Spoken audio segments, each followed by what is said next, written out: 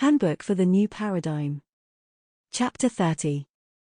The focus of these messages has been toward the dissemination of information that concerns the expansion of your understanding, with regard to plans and appropriate attitudes and actions within group areas. There has been little information, with regard to your personal experiences and application in that area. This was not to indicate that this area is of little importance. New Age information, better called New Thought, which could be categorized even more accurately as remembered thought, emphasizes the need to be balanced and chance, be in the now. In actuality, that is correct. As previously pointed out, all of the cycles within the cosmos, galaxy, move toward and away from the center point of stillness, or perfect balance. In order for the galaxy to be in balance, the cycles are moving within a balance of those moving away, and those returning to each balance point. You could picture it as gyroscopes spinning and moving around a central gyroscope that remains in perfect balance and puts forth an energy pattern that holds all the smaller gyroscopes within its sphere of influence. Each gyroscope outside the central focus contains within it a myriad of smaller gyroscopes. In order for this entire system to continue in existence, there must be an equality of energetic motion. If one gyroscope gets far enough out of balance to approach a point beyond its ability to return, then counterbalancing must take place within the whole system with the focus of holding it within the range of safety. This is, of course, an oversimplified picture, but gives you some understanding. It allows you to picture Earth, at its tilt of 23 degrees, approaching a point of losing its ability to return to balance. If you consider that, within the gyroscopic picture of Earth, there are 9 billion tiny gyroscopes, each spinning on their own axis, the balance of these influences the balance of the larger one. If most of these are out of balance, then of course, the larger one cannot remain in balance. Grasping this picture leads you to the understanding that the fourth universal law is that of balance. One pattern of thought that holds powerful influence in the balance, or imbalance of personal expression, is that of past, present, and future. Since all are necessary, for various reasons of survival and progress, they are embedded within the ego observer mode. You remember the burn, and so, you do not touch the stove again. You desire to build a larger house for your family, so you envision the steps your future must contain, in order to attract that experience, and so, you migrate between the two. However, there is the moment of now that you experience, that is neither past or future. That is your balance point. It is your place of rest. You return there, during each sleep cycle. There was a time, as the planet revolved in the cycle of light and darkness, when all were active, or resting in unison, which brought greater balance to the whole. With the advent of artificial lighting, this balancing pattern is no longer present. Mankind now has constant activity. First, with the industrial age. Now, in the technology age, even within the homes, the hours of rest within a family are varied. A balancing technique is practiced in what you call the Far East, and is called meditation. The New Age group quickly adopted it. Techniques are often distorted, and the conscious awareness is overwhelmed, with media clutter and unable to find the still point of balance, within the combination of conscious and subconscious. Entering that still point allows for connection with the soul, and balance to be reached, for at least a short time.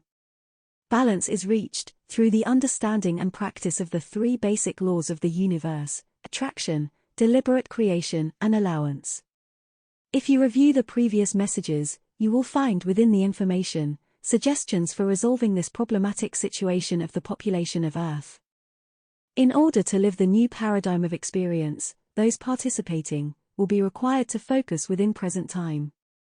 Only the framework will be known, and it must be fleshed out through living it into existence, experience by experience. This will require living within present moment reality. Within this focused group experience, balance will be attained. The past cannot be applied, and the future will be unknown. That will leave only the present. Let us consider the galactic cycle completion. Is it only a momentary instant that is available to accomplish a grand ascension, or a ghastly dimensional crash? That depends. Again, we return to your fixation of experiencing measured blocks of sequential events.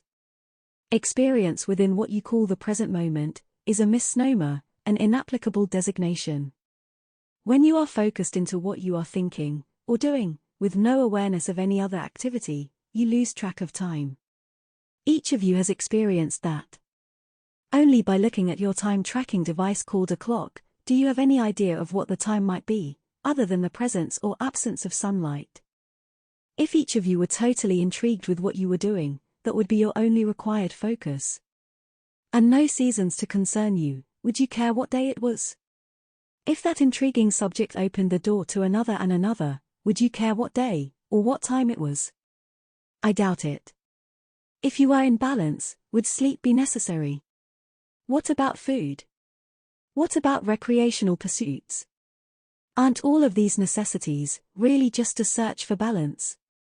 This is not suggesting that you become breatharians. These are simply ideas to intrigue your imaginations. Your experiences are so far out of intended balance that it is difficult for you to imagine what balance during wakeful experience is like in third-dimensional format. It is far more pleasant than you know. No wonder you desire to leave this dimension, thinking that respite is only to be found elsewhere. Without balance of the third-dimensional experience, you could not exist in higher dimensions in your body format and current self-awareness. First, you must come into balance. Because you are all interconnected, individuals have insurmountable problems maintaining balance, even if it is achieved. It is necessary to bring a large number into balance to accomplish what is necessary in the bigger picture. The Bible warns you not to place pearls of wisdom before those who have no viable connection to their source of life. It is time to strike that idea from the books. It is time to do another 180-degree turn, and to do it in practical, applicable terminology. The pattern has always been to hide it within religious and esoteric terminology, so that only a few were privy to the information, lest it be lost through individual interpretations that might destroy it. Without written words, for few were literate, allegorical stories were the only method of disseminating even the basic understandings. These contained references to activities, and other commonly known and understood references, that were within that local cultural environment. Even these basic understandings became distorted when the stories were retold in cultural situations that had no reference points to those original understandings. We find ourselves of necessity reintroducing the basics. A good place to begin a new beginning, don't you agree? Attraction, intention, and allowance, leading to balance, through application within experience. A doctorate in those, positively leads to ascension to higher dimensions. Welcome to the ascending team.